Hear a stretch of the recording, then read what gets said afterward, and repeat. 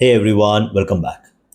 अच्छा, एक बात की गारंटी मैं आपको देता हूँ कि ये वीडियो देखने के बाद आप डेफिनेटली अपना सर खुजाने लगोगे और कंफ्यूज हो जाओगे और ये ज़रूर सोचोगे कि भाई ये जो मैं बात बोल रहा हूँ, क्या ये सच में पॉसिबल है? क्या सच में एक लिंक है मार्स और एंटार्क्टिका के बीच में? इस एक्साइटिंग वीडियो को देखने से पहले, जैसा कि मैं हमेशा कहता हूँ, इस वीडियो को प्लीज़ हाइप कर दो ताकि यूट्यूब इसे नए लोगों तक ले जाए।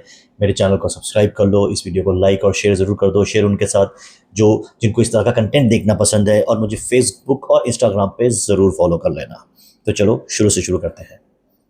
अपनी लास्ट वीडियो जो मैंने मार्स के ऊपर बनाई थी, जिसमें मैंने आपको दिखाया कि कैसे नासा ने एक एचडी क्वालिटी फुटेज शेयर किया है प्लैनेट मार्स का, उसमें मैंने आपसे लास्ट में बताया था कि कैसे एक फेस डिटेक्ट हुआ था प्लैनेट मार्स पे कई साल पहले नासा की एक सैटेलाइट द्वारा। वो देख के ऐसा लग रहा है जैसे मानो सच में किसी का एक फेस है जो उठ के बाहर निकला हो प्लैनेट मार्स से, उसकी धरती से। अब सबसे ज़्यादा शॉकिंग बात यह है कि उसी तरह का एक फेस जो मार्स पे था हमारे प्लैनेट पे भी दिखा है, और वो भी एंटार्क्टिका में। पहले आप ये फोटो देख लो। ये जो आप फोटो देख रहे हो, ये सैटेलाइट से ली गई है एंटार्क्टिका के एक रीजन की, जिसमें क्लियरली दिख रहा है कि कुछ फेस जैसा एक स्ट्रक्चर है जो एंटार्क्टिका की बर्फ से बाहर निकला हुआ है। और ये जो आप वीडियो देख रहे हो, ये है वो मार्स का फेस, फेस ऑन मार्स जिसे कहते हैं। और अभी ये दोनों साथ में है, तो कितनी ज़्यादा सिमिलरिटी है इन दोनों में। अब इस बात को ये बोल के डिनाई कर देना कि हाँ ये तो एक कोइंसिडेंस है कि मार्स पे, जो कि millions and millions of kilometre दूर है, अब वहाँ पे कुछ ऐसा एक स्ट्रक्चर बन जाता है जो हमारे एंटार्क्टिका में बनता है, वो देखने में सिमिलर है। इसमें कोई चौंकाने वाली बात नहीं है। तो भाई फिर मेरी सोच आपसे बहुत अलग है, क्योंकि ये वाकई में मेरे लिए बहुत शॉकिंग है कि दो फेसेस, दो अलग अलग रहस्यमय जगहों पे, जो काफ़ी हद तक सिमिलरिटी है इनके बीच में, क्या इन दोनों के बीच में कोई कनेक्शन है? अब मैं आपके साथ एक स्टोरी शेयर करूंगा जो सुनने के बाद आपको सच में लगेगा कि भाई हो ना हो कुछ कनेक्शन तो ज़रूर है। अब 12वीं सदी में, 12th सेंचुरी में, इंग्लैंड में एक जगह है जिसे कहा जाता है वुल्स पिट।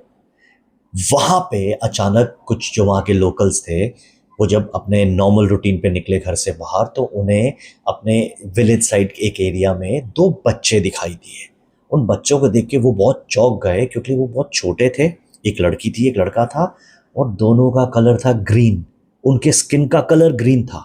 अगर आप किड्स ऑफ वुल पे सर्च करेंगे गूगल में, तो आपको उनके ढेर सारे आर्टिकल्स मिल जाएंगे। ये डॉक्यूमेंटेड आर्टिकल्स हैं। कुछ चीजें बहुत शॉकिंग होती है। नंबर वन, वो एक दूसरे से किसी ऐसे लैंग्वेज में बात कर रहे होते हैं जो उस टाइम पे ह्यूमंस को नोन नहीं थी। नंबर टू, उन्होंने उस तरह के कपड़े पहने होते हैं जो वूल स्पिट तो क्या, पूरे इंग्लैंड और आसपास के एरिया में कोई नहीं पहनता था। और मैं बात कर रहा हूँ 12वीं सदी की, कि कोई जरिया नहीं था कि हेलीकॉप्टर या ट्रेन से कोई ट्रैवल करके आ जाए। नंबर थ्री, उन दोनों को जब लेके गए वो लोग अपने साथ में, बिकॉज दोनों बहुत डरे हुए और सहमे हुए दिख रहे थे और बहुत वीक लग रहे थे, तो उनको उन्होंने खाना ऑफर किया, तो उन्होंने कुछ नहीं खाया। उनकी नज़र जब बीन्स पे पड़ी तो वो रॉ बीन्स खाने लगे, वो दोनों बच्चे। वो देखने में तो ह्यूमंस जैसे थे, लेकिन ग्रीन इन कलर। अब कुछ टाइम बीता, आहिस्ते आहिस्ते उन्होंने वहाँ का खाना खाना, इंसानों जैसे खाना खाना शुरू किया। लेकिन वो जो लड़का था वो बीमार पड़ गया, और कुछ दिन बाद उसकी डेथ हो गई। कहते हैं वो अडेप्ट ही नहीं कर पाया इन कंडीशंस को, अर्थली कंडीशंस को। वो लड़की थोड़ी ब्रेव थी, थोड़ी स्ट्रांग थी, इसलिए वो खाई। वो सिर्फ ब्रेव और स्ट्रांग ही नहीं थी, वो थोड़ी इंटेलिजेंट भी थी। उसने आहिस्ते आहिस्ते इंग्लिश लैंग्वेज सीखी। उसके बाद जो उसने कहा, जो खुलासे किए, वो सुन के सब हैरान रह गए, सब चौंक गए। उसने कहा वो इस प्लैनेट की, इस धरती की है ही नहीं। वो जिस जगह से आते हैं उस जगह पे उन सबके जितने भी लोग वहाँ रहते हैं उनका कलर ग्रीन है। दूसरी बात, वो जहाँ रहते हैं उस जगह पे सूरज दिखाई नहीं देता, बस आसमान में एक लाइट रहती है, ट्वेलाइट जिसे बोलते हैं, वही रहती है ऑल द टाइम। मतलब वहाँ पे सनसेट और सनराइज नहीं होता। नंबर थ्री, उसने कहा कि वो बाई चांस अपने घर से बाहर, दोनों भाई बहन निकले थे, जंगल के किसी एरिया में थे, और उन्हें कुछ वियर्ड सा दिखा, जिसके अंदर जब वो गए तो वो अचानक से यहाँ आ गए। और जब उन्होंने वापस जाने की कोशिश की तो वो जगह गायब थी। वो बात कर रहे थे एक पोर्टल की। अब 12वीं सदी में कोई नहीं जानता था कि पोर्टल्स क्या होते हैं। उसके बावजूद उसने जो एक्सप्लेन किया, अगर आप आज उसे पढ़ो और ध्यान से समझो, तो समझ आता है कि वो बाई चांस किसी ऐसे प्लैनेट से चुपचाप किसी गलती से पोर्टल में घुस के अर्थ पे आ गए और वापस नहीं जा पाए और यहाँ स्टक हो गए। कहते हैं उस लड़की ने पूरी ज़िंदगी यहाँ जी, मैरिज हुई उसकी और उसने पूरी लाइफ अर्थ पे बिताई और उसकी डेथ हुई, लेकिन मरते दम तक वो इस बात पे मेंटेन रही कि वो इस प्लैनेट की है ही नहीं। उसने यहाँ तक कहा कि उन्हें जहाँ पे रहते हैं उन्हें मार्शियंस कहा जाता है, मार्शियंस, मार्स। अब जैसे मैंने आपको पहले बताया वो फेस वहाँ मिला, मैंने पिछले वीडियो में भी ये बात की थी कि कहीं ऐसा तो नहीं है कि जब मार्स पे पूरी न्यूक्लियर वॉर हुआ और सब खत्म हो गया तो उसके बाद जो इंटेलिजेंट स्पीसीज थी वहाँ की, जो एलियंस हो गए वहाँ के रहवासी थे, उन्होंने अंडरग्राउंड रहने का इंतजाम किया कुछ, बिकॉज वहाँ पे मैंने आपको कहा कि प्रूव हो चुका है कि अंडरग्राउंड बहुत पानी है। तो पॉसिबल है कि उन्होंने अंडरग्राउंड कुछ सिविलाइजेशन सर्वाइव करने के लिए कुछ बंकर्स ऐसे बना दिए हों, कुछ ऐसे एरियाज चुन लिए हों जहाँ पे वो रह रहे हों और वहीं पे पोर्टल्स हों। और वो जो फेस मैंने आपसे कहा दिख रहा है, हो सकता है वो एक सिंबल हो, एक सिग्नल हो पहचानने के लिए कि यार यहाँ से एंट्री है उस जगह की जहाँ पे वो रहते हैं।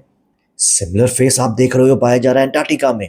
तो क्या उन फेसेस के आसपास या नीचे या उस जोन में कोई ऐसे पोर्टल हैं जहाँ के थ्रू मार्स से ट्रैवल किया जा रहा है हमारे प्लैनेट पे? और वो जो दो बच्चे थे वो भी ऐसे ही किसी पोर्टल से बाई चांस उस अंडरग्राउंड लैंड से, जहाँ पे उनको सूरज दिखाई नहीं देता, सिर्फ एक रोशनी दिखती है, वहां से आ गए प्लैनेट अर्थ पे। अब ये सुनने में बहुत ही फैसिनेटिंग लग रही है, बहुत ही एक बॉलीवुड की स्क्रिप्ट जैसी लग रही है। बट अगर सोचने जाओ तो इस तरह के दो फेसेस का मिलना और वो वुलस्पिट की जो कहानी है वो, प्लस जो मैंने पहले अपने कई वीडियोस में कहा है कि ह्यूमंस का अर्थ को बिलोंग करना अपने आप में बहुत ही शॉकिंग है। मैंने ये बात आपसे पहले भी कही थी कि कई ऐसी थ्योरीज हैं, कई ऐसे साइंटिस्ट हैं जो इस बात को फर्मली बिलीव करते हैं कि ह्यूमंस को अर्थ पे प्लेस किया गया कहीं और से। तो क्या ऐसा है कि मार्स से सर्वाइव करने के लिए कुछ उनकी सिविलाइजेशन अंडरग्राउंड चली गई और बाकी जो है उन्हें पुश कर दिया गया हमारे प्लैनेट पे और यहाँ की, ताकि वो यहाँ की कंडीशंस में अपने आप को ढाल पाए और सर्वाइव कर पाए? और इससे पहले भी मैंने आपसे एक बात कही है कि कई साइंटिस्ट ऐसा मानते हैं कि ह्यूमन डीएनए जो है वो 6 मिलियन ईयर्स में डबल कॉम्प्लेक्स हो जाता है। तो अगर आप इसको रिवर्स करो, 6 मिलियन पीछे जाओ, तो एक स्पॉट ऐसा भी आएगा कि जब आपका डीएनए उस लेवल पे पहुंचेगा कि उससे पीछे नहीं जा सकता, और वो स्पॉट आता है 9 बिलियन ईयर्स पहले, और हमारे अर्थ को बने हुए है 4.5 बिलियन ईयर्स। तो ये पॉसिबिलिटी तो ये भी है कि हम बने कहीं और थे, हमारी शुरुआत कहीं और से हुई और हमें ला के प्लेस कर दिया गया है अर्थ पे सर्वाइवल के लिए। अब यार ये सच क्या है, मुझे इस बात का कोई फर्म आंसर तो है नहीं, सिर्फ मैं स्पेकुलेट कर सकता हूँ और एक बिलीफ सिस्टम के थ्रू मान सकता हूँ कि ये पॉसिबिलिटीज़ है। मुझे लगता है कई और सदियाँ बीत जाएंगी, कई और हज़ार साल जाएंगे ह्यूमंस को एग्जैक्टली समझने में कि ये क्रिएशन वर्क कैसे करती है और कैसे हम एंड अप हुए हैं इस ब्यूटीफुल प्लानट पे, इसको हम अनडाउटेडली वापस ख़राब करने पर तुले हुए हैं। वैसे भी उस फेस का अंटार्कटिका में मिलना अपने आप में बहुत शॉकिंग है, क्योंकि अंटार्कटिका बहुत ज़्यादा हाईली मिस्टीरियस जगह है। मैंने आपसे पहले भी कहा था मैं पूरा वीडियो से बनाने वाला हूँ और अब बहुत जल्द उस पर वीडियो लाऊंगा, क्योंकि सिर्फ एक फेस ही नहीं है, उधर पिरामिड्स मिले हैं, उधर यूएफओ की क्रैश होने की फोटोज़ मिली हैं, उधर एक ब्लड रिवर फ्लो करती है वो है, उसके अलावा कई ऐसे डॉक्यूमेंटेड प्रूफ्स हैं, ऐसे ऐसे बड़े बड़े फौजियों ने, हाई रैंक ऑफिसर्स ने इस बात को कंफर्म किया है कि उन्होंने ऐसी ऐसी चीज़ें देखी हैं अंटार्कटिका में जो कि होना वहाँ पे इम्पॉसिबल है।